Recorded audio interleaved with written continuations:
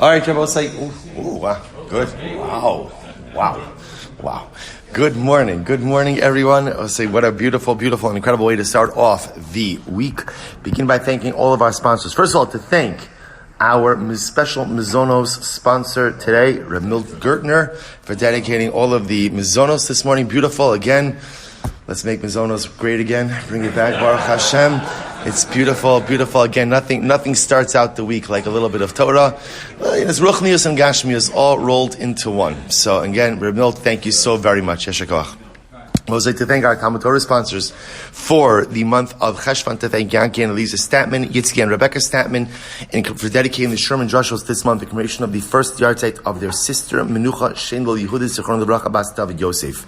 To thank Shmuel and Robyn Korobkin for dedicating the Shulamit this month, in commemoration of the 25th yarzheit of Rabin's mother, Pessa Mira bas Chaim. And to thank our week of learning sponsors, Zevi and Shoshy Daniel, nishmas, Refoel Yaakov ben Avraham, and to thank Jeff and Debbie Schwartz for dedicating the week of learning commemoration of the 5th yarzheit of Debbie's mother, Shulamit bas Shmuel. We hope that in the merit of our TALMUD Torah, all of the nishmas will have an aliyah and the families in nechama. With that, let us begin. We have a really very interesting daf ahead of us today. Some really fascinating yisodos as well. So with that, let us begin. Say today's daf is Yud Beis 12. We are picking up on Yud Aleph Yud Beis 11b at the 2 dots. So approximately 7 lines up from the bottom. So remember again, quoting the Mishnah, Tahar v'tamei nosar pigol of asers. Well, remember again, we are continuing now in the conversation regarding kinuyin, about the use of equivalent terms, or for that matter, again, also some yados, partial terms. The ikar part of this Mishnah is the concept, as I mentioned in yesterday's shir, about hatfasa. Hatfasa means you take something permitted and literally, again, you attach it to something prohibited, thereby conveying the prohibited status to the permitted item. Good, and that's what we spent. We spent yesterday speaking a lot about liz and laz and different things like this. Lachulin, lichulin. Good. Let's go back there. It says in the Gemara, so tar, tame, nosar, pigol, aser. So remember again, the examples that the Mishnah gave is the person says, for example, lo tahar sha'ocha lefanecha. Right? Lo tahar, that was the lashon of the Mishnah just said tahar, but again, we understand that to mean lo tahar sha'ocha lefanecha. It's not tahar, that which I'm going to consume of yours. Or tame sha'ocha lefanecha. That which I would eat of yours is tame. Or nosar or pigol. All of that creates a state of prohibition. Good, says the Gemara. Avraham will say, this is an incredible shayla. Hare alai kibas zivchei shlamim la'achar zrikas damim mahu. Watch this. Let's say a person says, imagine I have a piece of meat in front of me. We'll assume this is the case for just a moment. I have a piece of meat in front of me, and I say, this piece of meat should be to me like the meat of shlamim after zrika. Then I will say, what's the halacha? Remember again, shlamim, the nature of shlamim is a carbon. It's called shlamim because it creates shalom. It creates shalom. Why? Because everyone has a portion. Part of it goes up on the mizbeach, part of it given to the kohanim, part of it given to the owners of the carbon. The halacha is that after the zrika, the meat becomes permitted for consumption. So an interesting case here. What happens if halacha l'maisa, I go ahead, I have a piece of meat in front of me, and I say, this piece of meat should be like the meat of shlamim after zrika. What's the halacha? To which the Gemara says, Se'idi kamra b'hadin lishna beter kamatvis. That's not a shayla. What Rabbi was saying? Because if you make a statement like that, then you are linking the meat in front of you to what? To a permitted item. In other words, it was like the meat of shlamim after zrika is mutter. So if you say this piece of meat should be like meat of shlamim after zrika, it's not a shayla. In other words, you haven't really said anything. In other words, the meat is permitted. Rather, what's the case? Ella, here we go. This is so interesting. Kigon demachis basar zivchei shlamim umachis dehetera gabe va'amar zeh kazeh. Here we go, Bosai. Imagine the following scenario. You have a piece of shlamim meat, and it happens to be after zrika, and you have it sitting on the table, and right next to it you have an ordinary piece of meat. So you go ahead and you say, ultimately again, zu kazeh, or zeh kazeh. This piece of meat, meaning the ordinary piece of meat, should be like this piece of meat, the shlamim meat. So watch this. What's the shayla? So mai, bi'ikaro kamatvis, or behetera kamatvis. Rabbi said, listen to how fascinating this is. When you're connecting, we'll call the chulin piece of meat to the shlamim piece of meat. So what state of shlamim are you connecting the permitted piece of meat to? Are you matfis it bi'ikaro? Now both say bi'ikaro means the original essence of the meat. The original essence of the meat refers to the state of the meat before zrika. At the moment that it became a shlamim meat. So do we say you're linking the permitted piece of meat to the original state of shlamim, in which case again, you're now generating an isser upon the ordinary piece of meat? Or do we say that halacha l'maisa kamatvis behetera? Or perhaps you're going ahead and linking it at what? To what? To the present state of the shlamim meat. What's the present state of the shlamim meat? Mutter, because it's after zrika. So what a good kasha.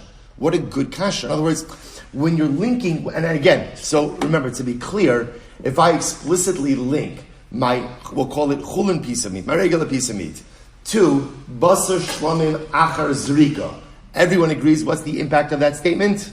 It's mutter. In other words, nothing really to talk about. You haven't done anything, because shlamim meat after zrika is mutter. The shaila is, I have shlamim meat on the table, ordinary piece of meat on the table, and I say zeh kazeh. The ordinary should be like the shlamim. What am I linking it to? Ikaro, the essence of the shlamim, which refers to shlamim prior to zrika, or ultimately, again, the state of the shlamim as it is now. State of shlamim as it is now. I'll just point out how interesting this is. If you take a look at the Ran for just a moment, the Ran says over here, it's last round on the page, 3 lines in front of the bottom, Ikaro kamatvis, Isuro shahaya kodem zrikas damim. So I will say what's interesting is the Gemara understands the ikr state of shlamim is when it's kulo kadosh, when it's totally holy, not permitted for consumption. The present state is ultimately, again, where it's not permitted for consumption. It's interesting to see that in halacha, the primary state of any object is when it's in its fullest state of inherent holiness. Sometimes present circumstances do not look like the ikr state. And if it's true for a covenant, I'll say how much more true it is for man as well. Right? I will say, what's my ikr state? What's my ikr? What's my ikaro? My ikr is kedusha. The difference is that sometimes, at the end of the day, that's not what I look like.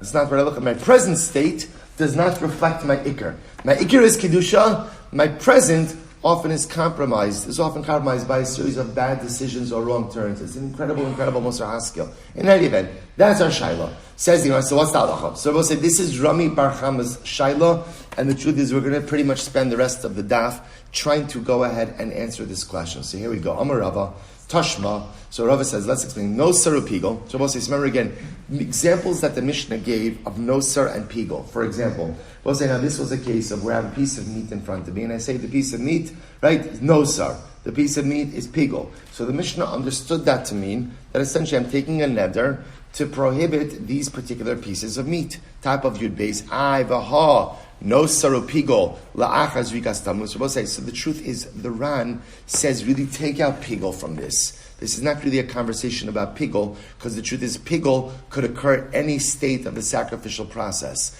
So rather, really, the Ran explains that this is really referring to nosar. The state of nosar, ultimately really only comes about when? Achaz rikas tamim. So it would appear that whenever you're linking something permitted to a sacrificial item, what state of the sacrificial item are you linking it to? The state after zrika, which in the shlamim case just means you're not really making another prohibition. But this is the right the Gemara is doing. I'll say if you look at the Ran, again, right on the left-hand side, it's actually just a couple of lines right before the Ran, Divrei Hamaskil Benosar Shal Ola.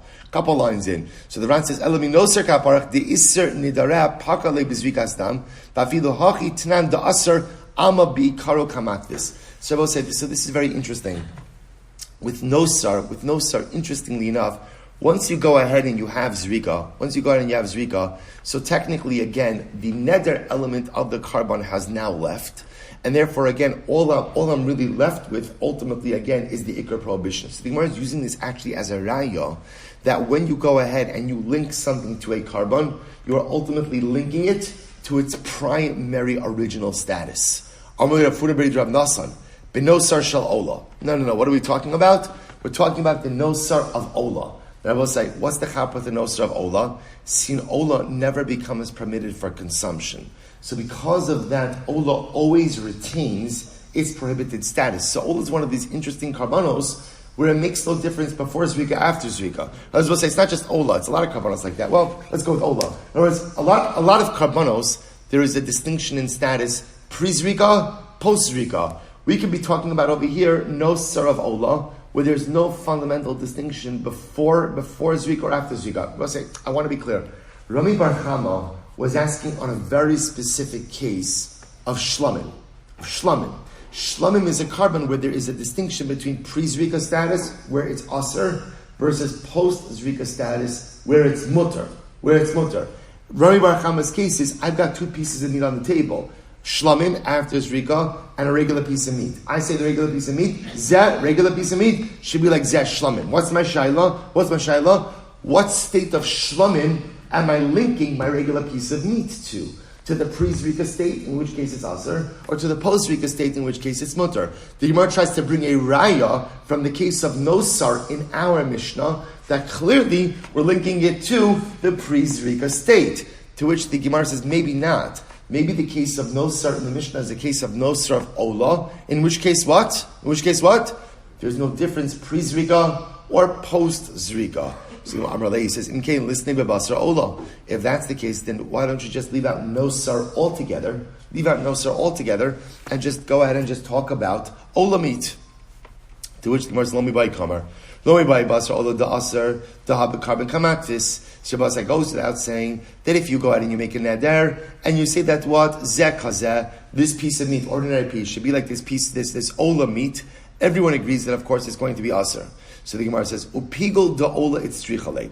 Here's the difference, Rabbi say. You need the case of pigol. Why?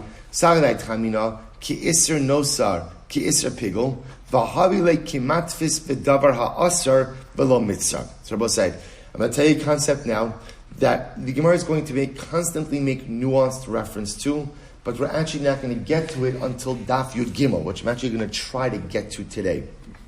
Suppose he's listened. Who just laughed at that? Who just laughed at that? I said, I'm trying to get to that. I heard that under the breath chuckle. Right? So I said, now listen to this. So we're going to see. We have not been introduced to this idea yet, but the Gemara is operating with this principle. We were introduced in yesterday's Mishnah, hatfasa. What's hatfasa? What's hatfasa?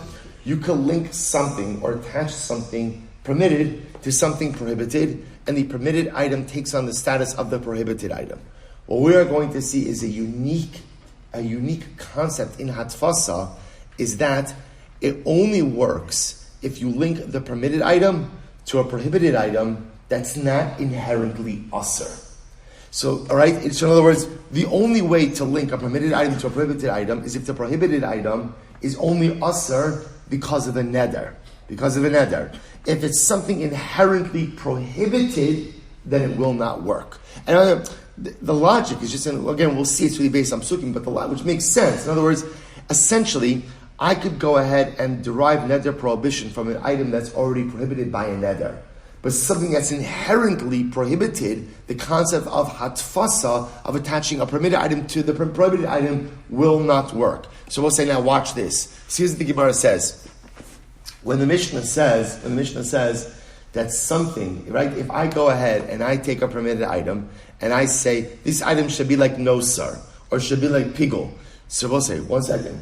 Nosar and pigol are inherent prohibitions. So the Gemara says, you're right. In fact, the case of nosar and pigol in the Mishnah are cases of nosar and pigol, ultimately again of basar ola. So really what we're saying is like this. Now ola, right, a carbon ola comes about as a result of a neder. So we're going to see that even in cases where you're chayiv in ola, an animal really only becomes designated as a carbon when a person wills it that way. That's called the neder also. In other words, we often look at Nedarim as voluntary things, but we're going to see even sometimes when you're obligated. For example, if I go ahead and I bring a carbon, let's say I'm obligated to bring the carbon. That's true, but the animal only becomes a carbon when I designate it. So that act of designation is in and of itself has the status almost of a quasi-carbon a quasi-neder. So therefore I was like this. The chiddush is like this. The chiddush is that when you do hatfasa to pigol and nosar, I would have thought that doesn't work. Well, it doesn't work. Why? Because you can only do hatfasa to something that is prohibited by the koach of a neder, but not by something that is inherently aser. Therefore, again, the Gemara says, kamash malon, that halacha lemaisa, when I say nosar and pigol, what I'm really referring to is what? The carbon. The carbon. So when I say this should be like nosar, this should be like pigol, really what I'm doing is I'm doing hatfasa with the carbon itself, and we're assuming that the carbon itself is prohibited by the koach of a neder, koach of a vow, therefore hatfasa works. Beautiful. So the Gemara is supposed to say, if you look at Rashi for just a moment, so Rashi in Kamashon, right where you see the rush in the margin, so go across from the rush into Rashi, about 3 lines up. Kamash Malon, Haidu Ka'amar Nosar Pigol, Lav Isser Nosar Pigol Ka'amar, Isser Kamoso, Ella, Benosar Mamish, Pigol Mamish, Tahave, Davar another. Good. So the Gemara says as follows, Meisvei, so raise a kasha to this. Ezu, Israbosei. So again, just to point out, we're still we're still trying to get through Rami Bar Chama's question. Zeh kazeh, I have a piece of ordinary meat, a piece of shlamim meat after zrika. I say the ordinary meat should be like the piece of shlamim meat. What's the halacha? Am I doing hatfasa to the current state of the shlamim meat, in which case I have not created an eder of prohibition, or to the primary state of the shlamim meat, in which case again I've created a prohibition? Meisei, let's go fight there. Ezu Isra Torah, very interesting case. What's an example of the Isser Ha'amor Batorah? Now what does that mean? In other words, halacha l'maisa, what's a good example ultimately again of creating an Isser Neder? Watch this. Amar Hareini Shalo Ochal Basar Shalo Eshte Yaim Ki Yom Shemeis Bo Aviv Ki Yom Shemeis Bo Rabo Ki Yom Shenegrag Bo Gedalia Ben Achikam Ki Yom Sheraisi Yerushalayim B'Chorbana. Supposed to listen to this. A person makes a neder, and what is he saying? I hereby take upon myself that I will not eat meat and not drink wine like the day that my father passed away, or like the day that my Rebbe passed away, like the day that Gedalia ben Achikam, that's some Gedalia, was assassinated, or like the day that I saw Yerushalayim in a state of ruin. In a state of ruin. So what's going on over here? So we're going to see what's going on in just a moment, but it sounds like what's happening is like this. Let's just seize upon the first case. Let's say again, Reuven lost his father, and so Reuven decided that on the day that his father passed away, he's going to go ahead and not eat meat and drink wine. I will point out to you something very interesting. The Rishonim point out there is a minhag to fast on a yarzheit, specifically for a child to fast on the yarzheit of his parent. It's a minhag, not a halacha. Where does that minhag come from? Many point to this Gemara. This idea that on the yarzheit itself, a person observes certain mourning practices. So listen to this. So the Gemara says, so therefore I take upon myself to go ahead and say, I will not eat meat and drink wine like the day that my father passed away, or like the day that Gedalia ben Achikam was assassinated, or like the day that I saw Yerushalayim in a state of ruin. Now we'll say, let's qualify this case. Shmuel says, we're talking about a case where he made a neder on that day. Now, what does that mean? Take a look at the Ran. Take a look at the saying in the intermediate wide lines of the Ran, second line in. Writes the Ran, Kazaga Shenader ba'osiyom shemes aviv shaloyocha basar v'chein nader pam achas shaloyocha basar biyom shemes b'gedav v'achigom v'achshav matfis yom acher ke'osayom. So Shmuel says, what's the case? It must be. The case is where, right, Reuven's father passed away. So let's say Reuven's father passed away on the 12th of Cheshvan. So Reuven said, for now on the 12th of Cheshvan, I'm not going to eat meat and drink wine. Okay. So we'll say now another day comes along, and Reuven says, today, let's say now we'll say it's the 12th of Kislev, for whatever, it doesn't matter what date, right? Another day, not the yarzheit. Reuven says, today should be like the day my father passed away. So we'll say, so what is that? Now that's a case of hatfasa. What are you doing? You're taking today, which is or we'll call it the 12th of Kislev, which is a permitted day, and what are you doing? You're attaching it to the yarzheit day. The yarzheit day now is bound by what? A neder, not to eat meat and not to drink wine. Okay, so this seems to be a good classic case of hatfasa, to which the Gemara says, good. Now, what's the case? Lav kigon dekoy bechad b'shava demispe avua va'af agav deika tuva chad b'shava de'atera v'katani aser shmamina be'ikar hu matvis. So Yavo say it must be that what's happening over here. It must be dekoy bechad b'shabes demispe avua. Now look at the Ran for just a moment again. The Ran says Nira be'inai dahachi pirusha she'omer biyom echa b'shabes shehu biyom shemes ba'aviv leminyan chadashim. So what's interesting to hear is like this. The Gemara posits that maybe the way we look at this is like this. When Reuven loses his father, and now it's the 12th of Cheshvan, so he decides that, you know what, today I'm not going to eat meat and drink wine. Then what happens? The yarzheit comes, and Reuven says, this day should be like the day my father died. So it's the same day. It's the same 12th of Cheshvan. So ultimately, now here's what's interesting. So now it's a year later, 12th of Cheshvan. So even though now, let's say, and it's a Sunday, right? Sunday, 12th of Cheshvan. So now, even though, it doesn't have to be the same date, it's a Sunday, right? So even though now, there's been many days in between the day that his father died and today, so what's happening over here? So imagine for just a moment, it's Sunday, and he says this Sunday should be like this, should be like that Sunday, right? Let me go back to the Gemara for just a moment. So we'll say, so now what happened? Let's say, just to keep this easy, let's say Reuven's father died on 12th of Cheshvan, that's a Sunday, right? So now what happens now, a year or whatever number of years later, it's the same date, right? It's Sunday, the 12th of Cheshvan, and what does Reuven say? Reuven says, today, this day, should be like the day my father passed away. Now I will say, there's been a year of Sundays in between the death of Reuven's father and today. So when he says, this day should be like the day my father passed away, this, so we'll say, there's a whole bunch of Sundays. All of those Sundays in between were all permitted. But now that he says, this day should be like the Sunday my father passed away, what do we say? What is he doing? He's being matfis, right? He's connecting today with the original date of death. So therefore the Gemara is suggesting what? Even though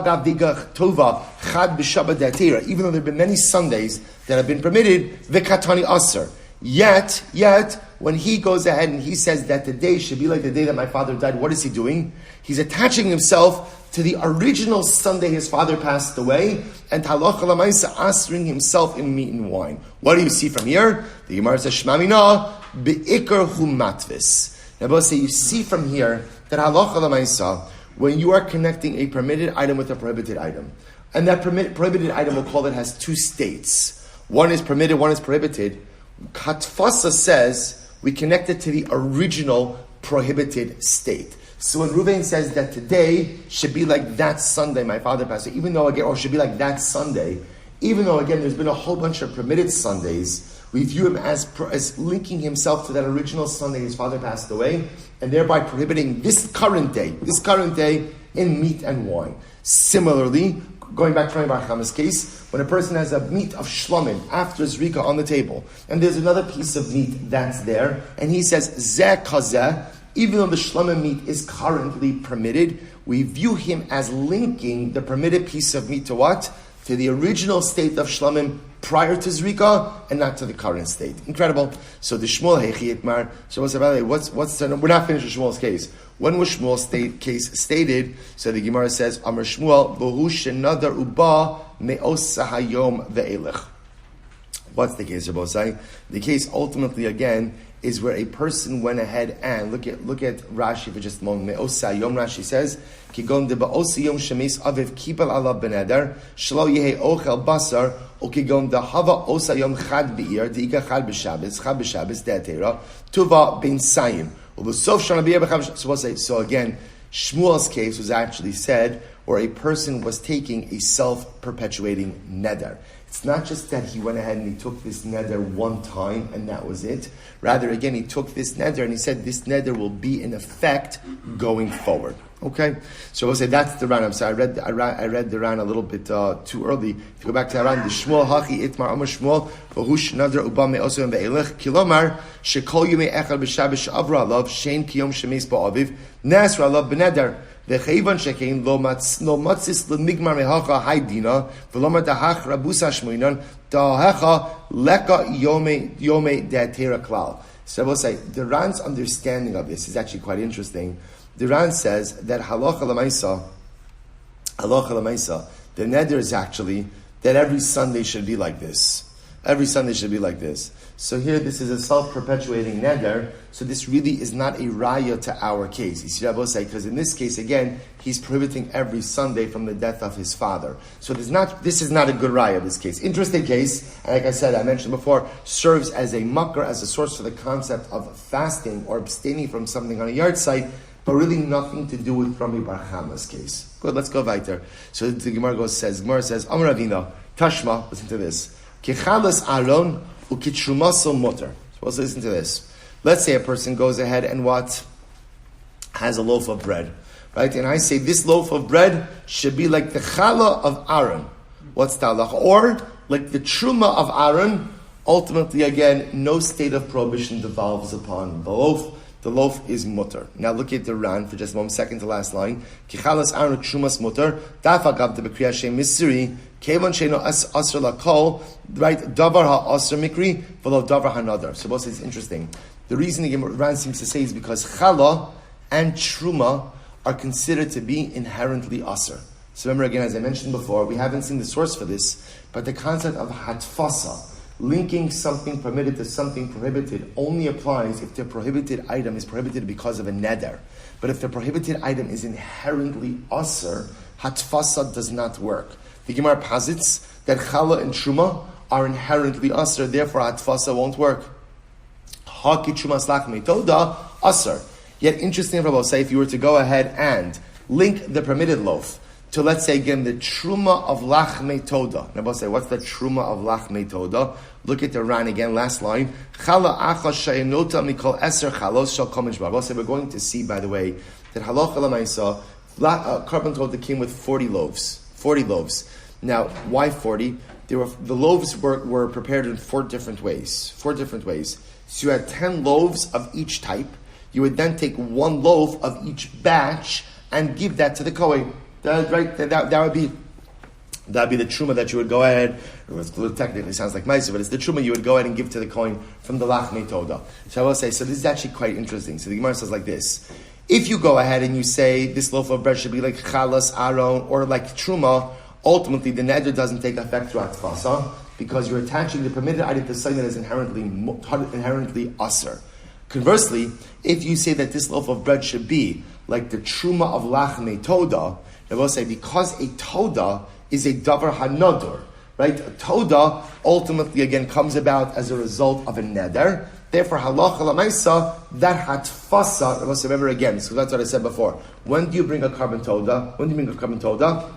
When you were delivered from some life-threatening situation. Now, obviously, it's obligatory to bring a carbon toda in those situations, but even though it's obligatory, your designation of a particular animal as carbon, by definition, puts it in the category of a neder. Since it's in other words, the animal is only consecrated when I do it, therefore it takes on the status, ultimately, again, now the truth be told also, you could also go ahead and bring a toda of your own volition.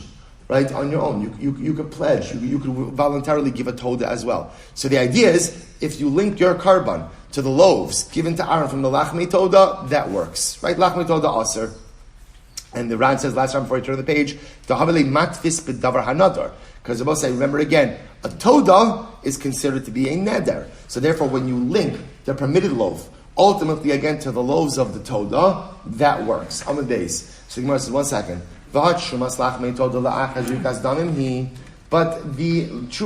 toda, right, the loaves, ultimately again, really are only given after zrika. Look at the Ran for just a moment. But trumas lachmei toda la'achar zrika damimi. Decheven de lachmei toda lo sharu ba'achila ad la'achar zrika lama yisrumu osan. The only time you would ever give truma from the loaves is when the loaves could be eaten, and the only time the loaves could be eaten is when. After Zrika. So we'll say, what does this sound like over here? This sounds like over here that when you go ahead and you do hatfasa to a prohibited item, it sounds like you're linking it when? To the post-Zrika state. To which the Gemara says, Ema kitrumas halishka aser. No. Perhaps what it meant to say was like this. if you go ahead and you take a loaf of bread and you say this loaf should be ketrumas halishka, they will say, what's trumas halishka? That's a machzis hashekel. Machzis hashekel, then ultimately again it's aser. Now both say, once again, machzis hashekel is a davar hanadar, right? A person gives it, and by giving it, ultimately again, he's consecrating it. So if you link your loaf of bread to trumas halishka, that's a valid neder through hatfasa. Now I can infer from that about truma lachmei toda mai. I will say, if you were to link your loaf of bread to the loaves of to the loaf, in other words, to the loaves of toda, or to the truma from the loaves of toda that you give to the kohen, what would be the halacha? Mutter. It sounds like over here that it would be mutter. Why Rabbi say? Because again, if we're talking about after zrika is permitted for consumption. To which the Gemara said, if that's the case, listne lachmei toda, the kol shekin trumaso. So we'll say, if that's the case, then just go ahead and don't get into truma, and instead just say, if you go ahead and you take a loaf of bread, and you say this loaf of bread should be like lachmei toda, ultimately again, it's going to be mutter, and all the more so, if you link it to the truma given from the lachmei toda, it's also going to be mutter. To which the Gemara says, hakamash malon, trumas lachmei toda, trumasohi. So we'll say, interestingly enough, it's coming to teach us that what? That the truma of the lachmei toda, mamish has the status, ultimately again, of actual truma. So the Gemara says, v'baysim, another possibility is, trumas lachmei toda, nami kodem zvikas dominu. We'll say, here's a fascinating possibility. The Gemara says, maybe not. Maybe the case of trumas lachmei toda is actually taking place before zrika. Now we'll say, before zrika, how would it be happening before zrika? Kigom da'afar shinhu belisha. So we'll say, this is fascinating. And what's the case? The case is where you're separating out Aaron's portion, right, the truma from the lachmei toda, while the loaves are still being kneaded. Now the beauty of that is, if it's before zrika, then we still look at this as a davar hanador, right? As a davar hanador. To which the Gemara says, one second. Now we're going to get a little bit technical into toda. V'chi hadam Rav Tuvi bar Kisna amar Shmuel lachmei toda sha'afan ba'arba chalos yatsa. So we'll say, remember again, this is fascinating. How many loaves normally accompany a carbon toda? How many? 40. Now remember again, the way it works is the loaves are prepared in 4 different ways. 10 loaves of each type. Well, let's say you decided, can you imagine, let's say you decided, instead of 10 loaves, I want to make instead of 40 loaves, I'm just going to make 4 big loaves. One loaf of each type, and essentially I'll combine 10 smaller loaves into one big, like a Rebbe Shachala, like one of those, I'm going to go ahead and make 4 big loaves. So the Gemara says, listen to this. So the Gemara says, because after all, the Amar Rabbi Tuva bar Kisna amar Shmuel, lachmei toda, sha'afan ba'arba chalos yatsa. So ultimately again, if you went ahead, and technically so you're able to say it works. In other words, if you were to take 10 smaller loaves and combine them into one big loaf, so instead of 40 loaves, you have 4 big loaves, right? Each loaf really representing 10 smaller loaves from each different type. It works. One second, but the pasuk says you have to bring 40 loaves. To which the Gemara says, you're right, lemitzvah. That's only there to tell you lechatchila. Lechatchila, you should have 40 loaves, but halacha lamaisa, even if you don't have 40 loaves, ultimately again, it works. To which the Gemara says, v'habayla mishkal truma. But one second, if you only have 4 loaves, 4 large loaves, then at the end of the day, how are you taking a portion for the kohanim from that? To which the Gemara says, v'chitem the shakal chadarif ta'alkula. Well, I have a good idea. Maybe just take one big mama loaf, right? Just take one big zaftig loaf. Because it will say one big loaf represents what? 10 loaves. So just take one and give that to the Kohen. Doesn't work. I'll tell you why. Vatnan, echad mikol karban, shaliyita mikarban al chavero. They both say in general there's a concept by karbanos that whenever the Kohanim are entitled to a portion, you can't double up on one karban and use that to exempt another karban. So same thing with lachmei toda. The Kohen is entitled ultimately again to one loaf from each type of loaves. So therefore, giving him one big loaf, even though again that one big loaf is comprised of 10 smaller loaves, does not satisfy the criteria. Okay, so I have an idea. Maybe we'll go ahead and we'll just take. So I will say, so now in this case over here, I have 4 big loaves for the Todah. Maybe I'll just take one little piece of each loaf, give that to the Kohen to satisfy his obligation. V'atanan, that doesn't work. V'atanan echad shelo yital prusa. Abba says you have to give the Kohen echad. Echad. So I'll say echad means what? A whole and not a piece. Ella da'afreshinu belisha. See, Rabbi said the only way this works is how? Is if you say that while kneading the dough to make the loaves, you separate out the Kohen's portion while you're kneading the dough. So that you could do. So go ahead and separate a portion from each batch. In other words, remember again, I was saying in this case, you're only making 4 big loaves. So you have 4 batches then of 4 different types of loaves. Take out a kohanic portion from each kneading bowl, and that should work. To which the Gemara says, "El dafashinu belisha the shakel chad mechametz the shakel chad mechametz the chad min chalos the chad min rikikim the chad min revucha." So we'll say, so this ultimately again these are the 4 types. You'll take one from the chametz kneading bowl, which is the one that becomes leaven, right? One from the challah kneading bowl, which ultimately again is the one that doesn't become chametz. The chad min rikikim means wafers. The chad min revucha scalded loaves. So we'll say these are just the 4 different ways that the loaves were prepared. So if Rabbi says halacha l'maisa, there is a way. Just wait. By the way, a couple of interesting facts. Number 1, Karban Todin requires 40 loaves. Number 2, you're obligated to give the Kohen 1 of each loaf from each type, right? Number 3, technically speaking, if you didn't want to make 10 smaller loaves, but instead you just wanted to make, or I should say 40 small loaves, but you just wanted to make 1 big loaf for each batch, each of the 4 types of bread, that would work. The problem is, the only way to satisfy your Kohanic obligation in that case is how? By separating out for the Kohen when? While the dough itself is still being kneaded. Incredible. So, by the way, very interesting. There's only one problem. We still have not solved our question. Remember again, we started today's daf. Rami Bar Chama is asking a very simple question. I have a piece of Shulamit meat after Zrika on the table. I have a piece of ordinary meat. I say, Zeh Kazeh. So we'll say, what's my shayla? What's the status of the meat? What does it depend on?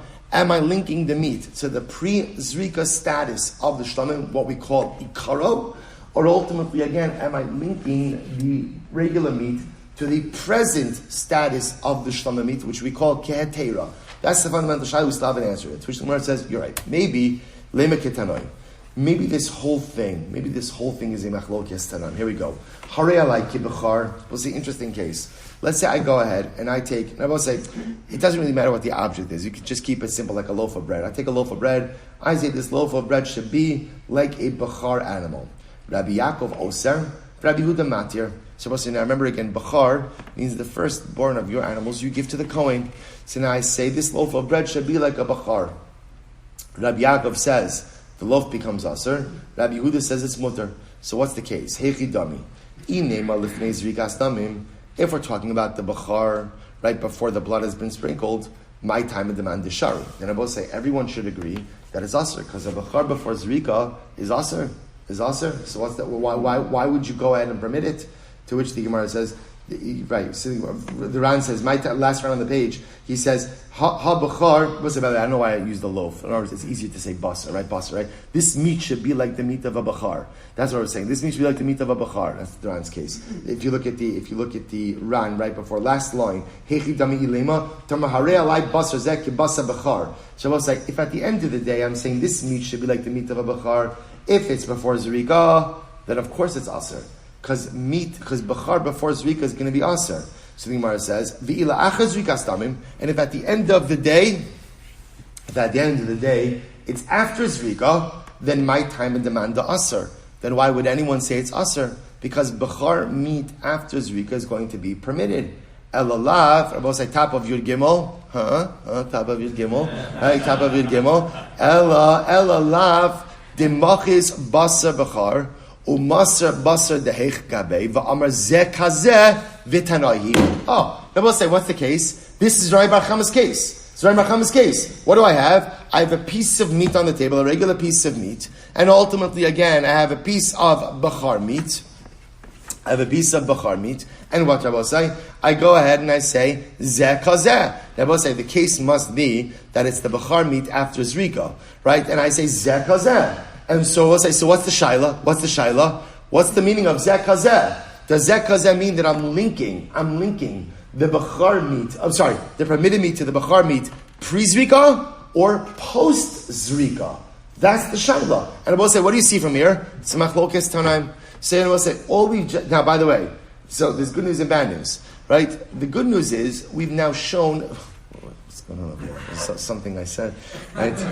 So I'll say, so ultimately the Gemara says like this: halacha l'maisa.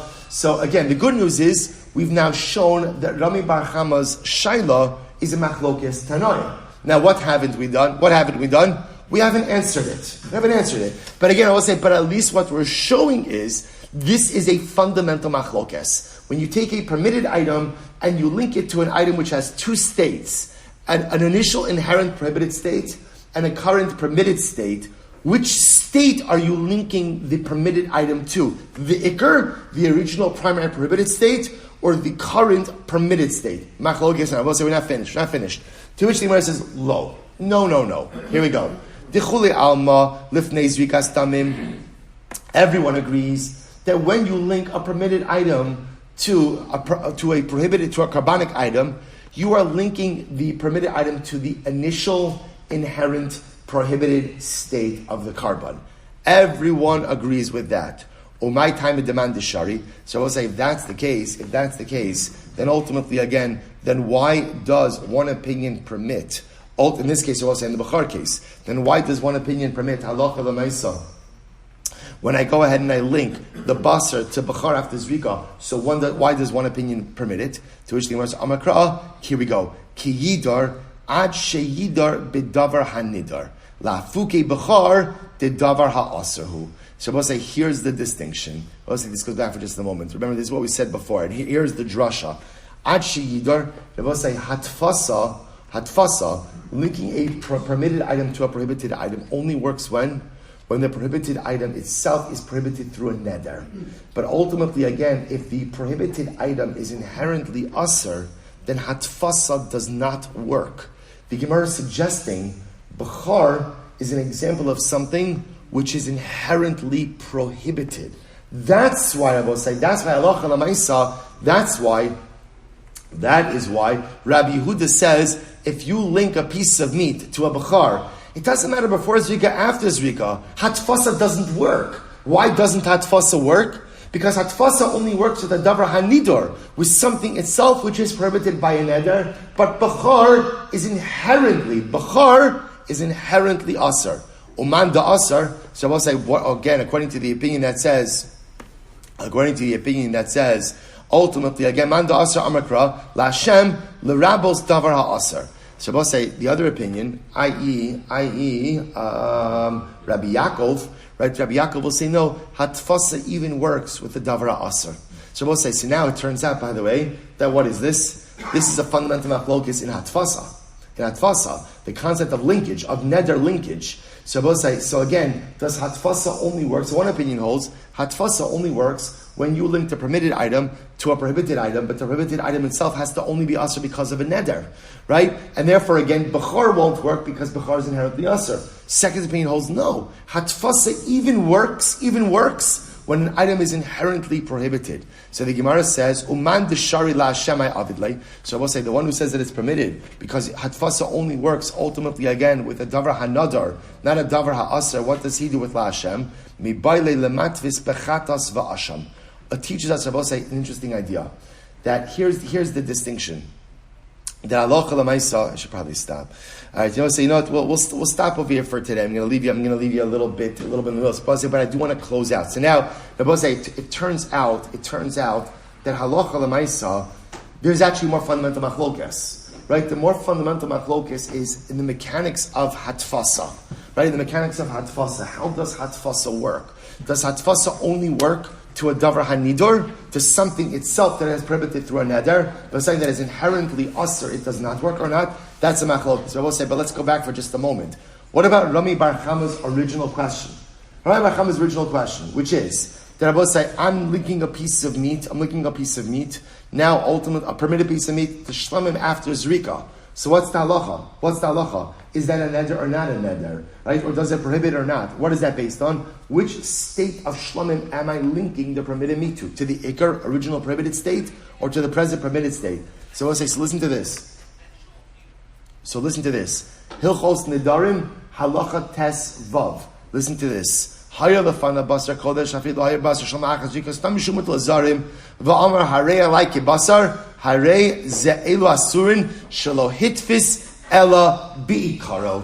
The Rambam Paskin's halacha l'maisra will say that when you go ahead and you do hatfasa, so let's go back to Rabbi Chama's case.